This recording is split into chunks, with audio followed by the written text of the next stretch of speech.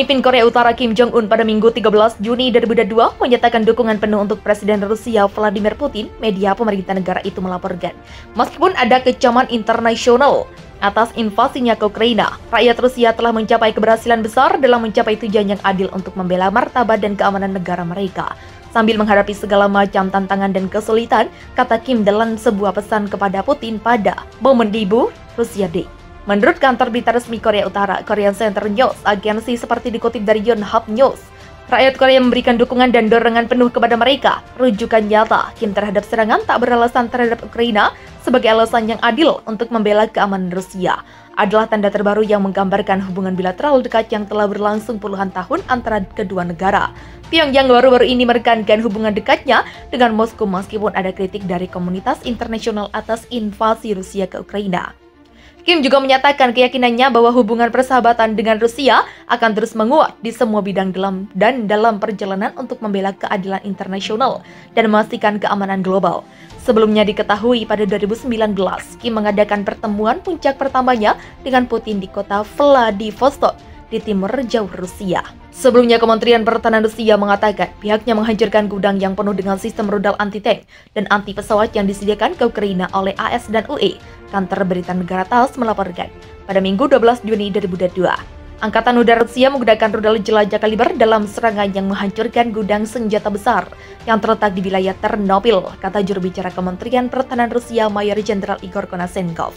Rudal berbasis laut jarak jauh kaliber presisi tinggi di daerah permukiman sportif wilayah Ternopil menghancurkan gudang besar sistem rudal anti-tank yang dipasok ke rezim Kiev dari AS dan negara-negara Eropa. Sistem rudal anti-pesawat dan peluru artileri untuk sistem senjata, tambah Konashenkov. Sejak awal perang ketika Rusia menginvasi Ukraina pada 24 Februari, AS dan sekutu Eropanya telah memasok Kiev dengan sistem senjata dan peralatan militer senilai ratusan juta dolar termasuk drone, artileri berat, rudal anti-pesawat, dan anti-tank. Pekan lalu, Presiden Rusia Vladimir Putin memperingatkan AS bahwa Moskow akan menyerang target baru jika Barat memasok rudal jarak jauh ke Ukraina untuk digunakan dalam sistem roket artileri mobilitas tinggi M142. Washington mengatakan pihaknya menerima jaminan dari Kiev bahwa rudal jarak jauh tidak akan digunakan untuk menyerang sasaran di Rusia. Pada Minggu 12 Juni 2022, pasukan Rusia juga dilaporkan membombardir pabrik kimia yang melindungi ratusan tentara dan warga sipil di kota Severodonetsk, Ukraina Timur. Kendati demikian, Gubernur Provinsi Luhansk mengatakan pabrik tersebut masih di bawah kendali Ukraina. Gubernur Serhiy Gaidai dalam laporannya dikutip dari VOA Indonesia, Senin 13 Juni menyebut separatis pro-Rusia berbohong bahwa 300 hingga 400 tentara dan beberapa ratusan warga sipil Ukraina terperangkap di fasilitas Azot itu. Wilayah pabrik hanya ditembaki, kata Haidai. Pertempuran sedang berlangsung di pinggiran kota, di jalan-jalan dekat pabrik itu. Ia mengatakan kebakaran besar terjadi di pabrik itu Sabtu 11 Juni selama penembakan yang dilakukan oleh Rusia. Rusia mengklaim telah menguasai 97% provinsi Luhansk, tetapi merebut kota industri Severodonetsk yang sebelum perang berpenduduk 100.000 ini tetap penting bagi tujuan luas Moskow untuk mengendalikan wilayah Donbas Timur yang mencakup provinsi Luhansk dan Donetsk. Rusia merebut semenanjung Crimea Ukraina pada tahun 2014 dan sejak itu dan pasukan Kiev telah merangi separatis pro-Rusia di wilayah Donbas. Leonid Palsechnik, pimpinan Republik Rakyat Luhansk yang menyatakan memisahkan diri dari Ukraina, mengetahui Severodonetsk belum 100% dibebaskan. Jadi tidak mungkin untuk menyebut situasi di Severodonetsk tenang, bahwa kota itu sepenuhnya milik kami.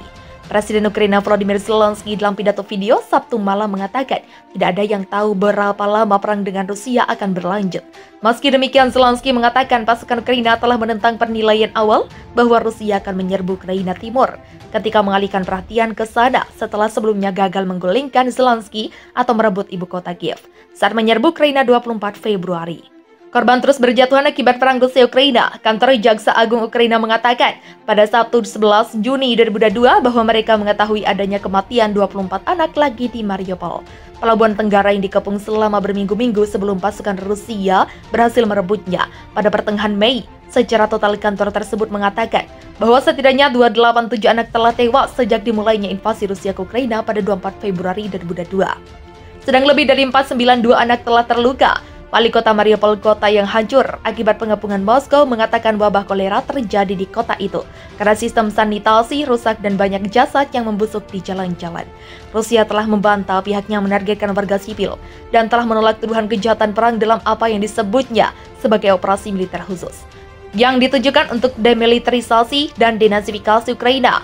Kiev dan sekutunya mengatakan Ukraina diserbu tanpa adanya provokasi. Awal Juni, PBB mengatakan bahwa lebih dari 250 anak Ukraina telah tewas sejak perang dimulai, dan 5 juta lainnya masih berisiko mengalami kekerasan dan pelecehan. Pemimpin Korea Utara Kim Jong-un pada Minggu 19 Juni 2022 menyatakan dukungan penuh kepada Presiden Rusia Vladimir Putin yang menghadapi kecaman internasional karena meluncurkan invasi ke Ukraina pada Februari 2022. Pemimpin Korea Utara itu menyatakan dukungannya kepada Presiden Rusia dan mengungkapkan bahwa pemerintah Moskow bersahabat dengan Korea Utara tersebut pada peringatan Hari Nasional Rusia. Melansir dari IB Times, Selasa 21 Juni 2022, Hari Libur Nasional Rusia, itu menandai kemerdekaan Rusia dari Republik Sosialis Soviet Bersatu pada tahun 1991. Dalam pesan Kim, dia juga memuji Putin atas kepemimpinannya dan keberhasilan besar dalam melaksanakan tujuan yang adil untuk melindungi keadilan dan martabat serta keamanan negaranya, yang merupakan referensi nyata untuk invasi Kremlin ke Ukraina. Sikap yang ditunjukkan Kim pada hari Minggu adalah tanda terbaru dari hubungan yang semakin erat antara Korea Utara dan Rusia. Sebelumnya pada bulan Mei, Kim mengirim surat kepada Putin untuk memberi selamat kepada Rusia pada peringatan 77 tahun dari kemenangan. Pemimpin Korea Utara itu juga mengatakan dia mengirimkan rasa solidaritas ke tujuan Rusia untuk menghilangkan musuh yang menimbulkan ancaman politik dan militer ke negaranya. Pada bulan Maret, Korea Utara hanya satu dari 5 negara yang memberikan suara menentang resolusi PBB yang mengutuk invasi Rusia ke Ukraina dan menyerukan Kremlin untuk segera menarik pasukan militernya dari Kiev.